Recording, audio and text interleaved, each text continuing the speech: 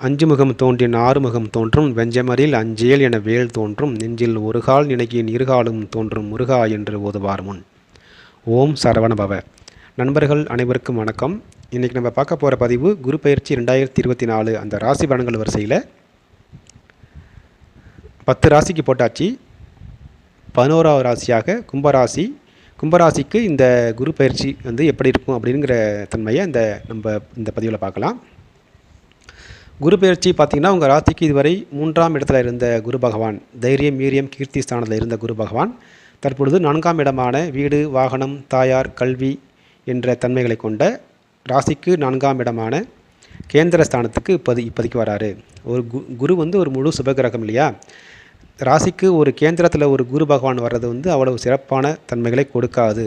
இருந்தாலும் குரு தான் இருக்கும் பாவகங்களை வலுப்படுத்துவார் என்ற அமைப்பில் இந்த 4ஆம் பாவகம் சார்ந்த சில நன்மைகளை ஜாதகருக்கு இந்த ராசினியருக்கு கண்டிப்பாக கொடுப்பார்.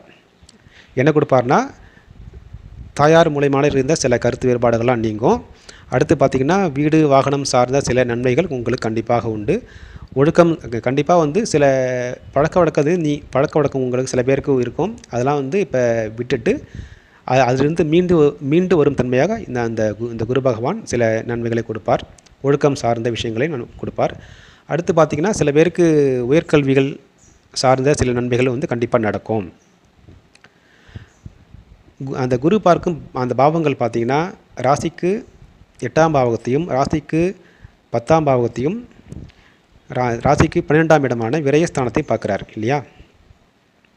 அந்த குரு பார்க்கும் அந்த பாவகங்கள் சார்ந்த நன்மைகள் இந்த ராசியினர் கண்டிப்பாக கிடைக்கும். சில பேருக்கு இந்த வெளிநாட்டு அப்ளை பண்ணிட்டு காத்துட்ருப்பாங்க இல்லையா, அவங்களுக்கெல்லாம் பார்த்திங்கன்னா இந்த காலகட்டங்களில் வெளிநாட்டு அமைப்புகள் கண்டிப்பாக உண்டு.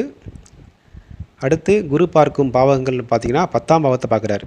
தொழில் ஸ்தானத்தை குரு பார்க்குறது சில வகையில் தொழில் சார்ந்த நன்மைகள் இந்த ராசினியருக்கு கோட்சார அடிப்படையில் கிடைக்கும். இது எல்லா நன்மைகளும் கிடைக்கும்னா எல்லாமே பார்த்திங்கன்னா இந்த சனி பகவானோட ஆளுமைக்கு உட்பட்டு தான் கொடுப்பார். ஏன்னா அவர் தான் பார்த்திங்கன்னா இந்த ராசியோட அதிபதி. அவர் இந்த குரு பகவான் கொடுக்கும் அனைத்து நன்மைகளும் பார்த்திங்கன்னா சனி பகவானோட கண்ட்ரோலில் தான் கிடைக்கும். அவர் சனி பகவான் மனதை வைத்தால் மட்டுமே கிடைக்கும். அந்தளவுக்கு கடுமையான ஜென்ம சனி அமைப்பு கடுமையாக நடந்துக்கிட்டு இருக்கு உங்களுக்கு இப்போ. அதனால் பெரிய அளவிலான நன்மைகள் நீங்கள் எதிர்பார்க்க முடியாது.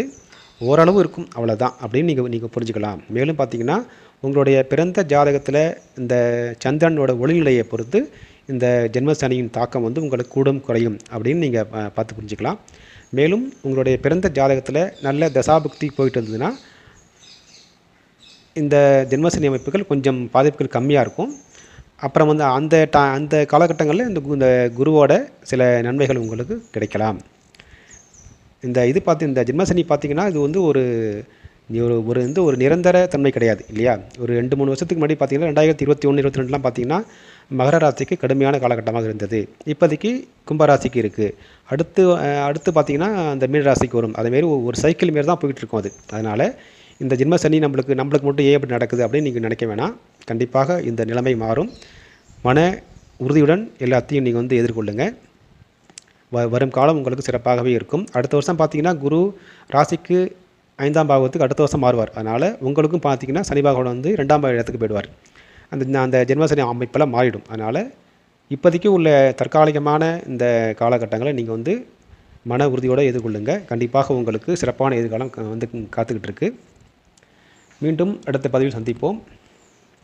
நன்றி, வணக்கம் நண்பர்களே.